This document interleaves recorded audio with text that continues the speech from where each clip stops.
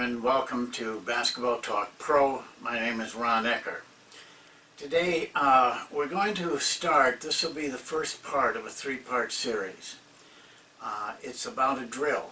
It's called, in my language, the language I use with the players, it's 4 versus 4 half-court, full-court drill. And you'll see the reason for that name as we go along. I want to address it in 3 parts because I want to go very carefully so that you really can go out and coach this drill if you like it. And I hope you like it because it's been a drill that I've used for over 30 years and really helped me to get our players to play in the way that we wanted them to play. It's really a drill that is a form of scrimmage with better coaching control. Gives you opportunities to speak, to make corrections, and to actually see better what's happening. But it has a feel of a scrimmage, and that's a feel we wanted to have. It has a better coaching control because it has a specified coaching time. In other words, there will be a time that things stop where you can go over anything you saw in that period, which will usually be a very short period. It allows for learning without teaching. We've talked about that before. The strength and power of learning something without being taught, learning it from within yourself. It allows for and promotes improvisation and instinctive play. Our system is built on that. I think realistically all systems end up with players improvising and playing with their instincts. This promotes it, gives players a chance to experiment with things. It trains players to recognize and use the various forms of possessions, of which there are 7. But each one of those possessions has its own little characteristic and its own ability to score. Very important that your players understand when they get the ball, how they get the ball, and how it affects what they're going to do offensively. And it covers all your skills, all your team skills, all your individual skills, all the skills that you need to run an effective offense. And there's one other strength that is maybe used with any offense. I don't care what kind of offense you run. You may not be able to use the 4-on-4 as effectively, but even if you run a very rigid set offense, you're going to spend somewhere around 70% of your time your players improvising or playing instinctively. But it can be used with any set offense, and it's even more effective when using its twin brother, which is 5-on-5, half court, full court. Between those two things, you're going to see a lot of ways that you can make this a very effective part of your daily practice. My suggestion to you as you do this 3-part series is the first time through each part, just go ahead and let it run and just watch. Get a feel for what the 3 parts are about. This first part is going to be an introduction to it with one specific, very important part. Second part will be film work, showing you players using this drill, college players using this drill in practice. And the third part is going to be a summary. Don't think because you've seen the first 2 parts you're going to know what's in the summary. because in this summary, there are specific things I want to talk about that I can't talk about until you've gone through part 1 and 2. So now I will tell you, and the other thing, in learning it yourself, go through it the second time through it, which there should be a second time. Take notes. Very important for you to take notes, so the next part you're up to snuff on the first part. Make it a lot easier for you, and allows a little time for reflection on it between each part, so that you can, in your own way, internalize it for yourself. There is one organizational challenge in this drill. And I don't care who you are or how many times you ran it. I've ran it forever.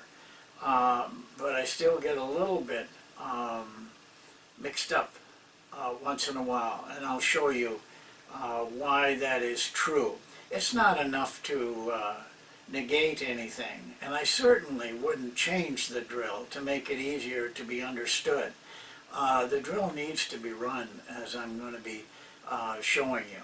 And I'm going to go over that challenge, that organizational challenge, right now because it needs to be addressed right up front so you understand when you see the film work.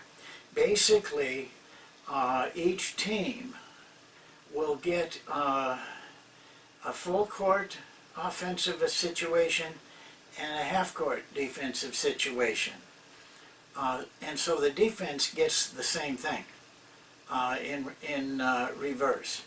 And as I said, you can use this with any offense, any defense.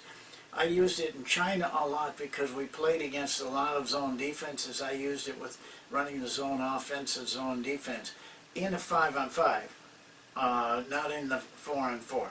The 4-on-4, though, is important to learn how to play in the third element. And in our system, the monk system, it's the real linchpin for everything.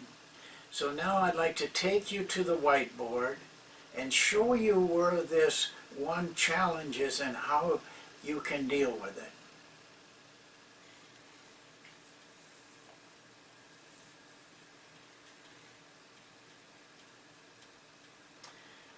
Well, this is the setup. I know the diagram will look very confusing to you at first, but hopefully we can clear that up as we go along here. It's a combination of having a half-court offense run like a half-court situation, followed right behind a full-court situation.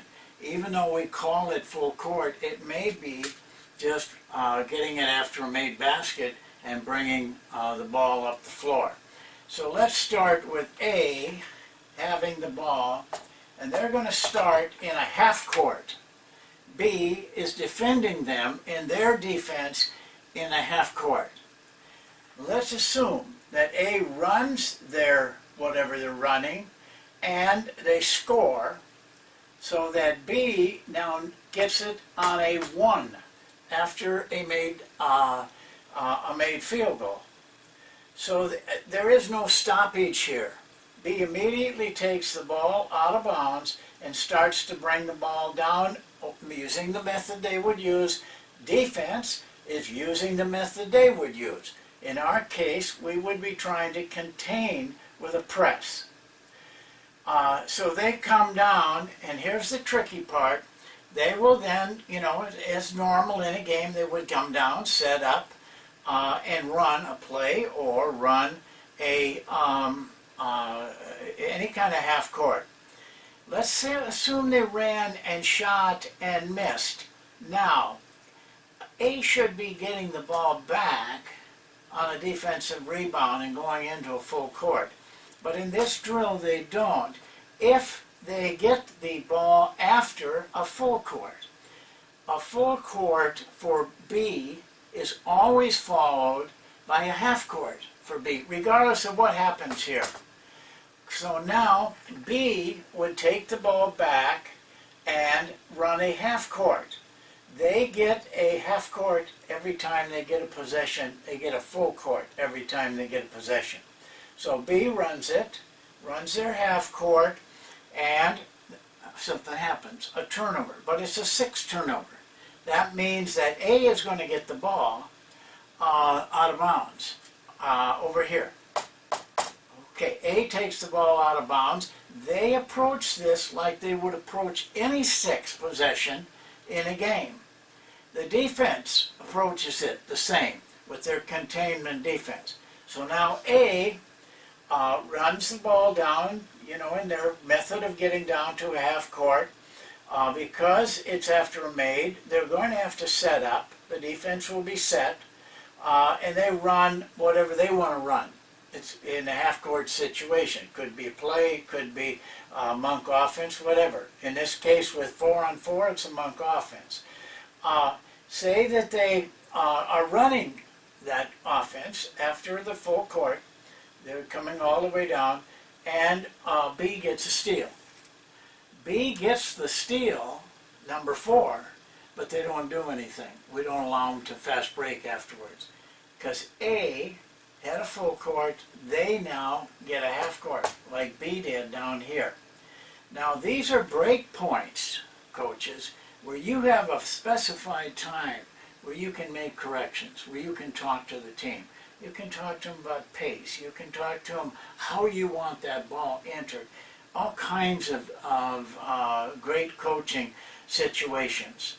But because A was following a full court, they now get a half court, like B did here.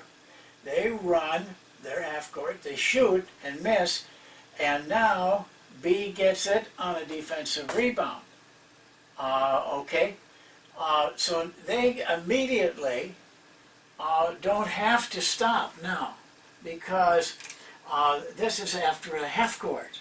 So they are allowed to run their full court. So B gets it, runs a fast break, in our case, followed maybe by a transition, the third element. Somebody, no matter what you do, you're going to have to run in that third element.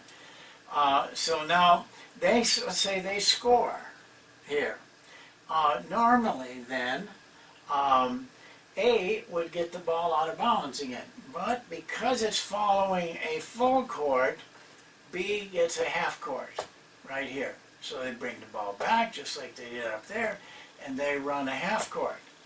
And it's in these breaks that you get your coaching time. They run, B does, and they take a shot, they miss. Now A gets the ball after a defensive rebound right here. They do not have to stop now, because that's after a half court.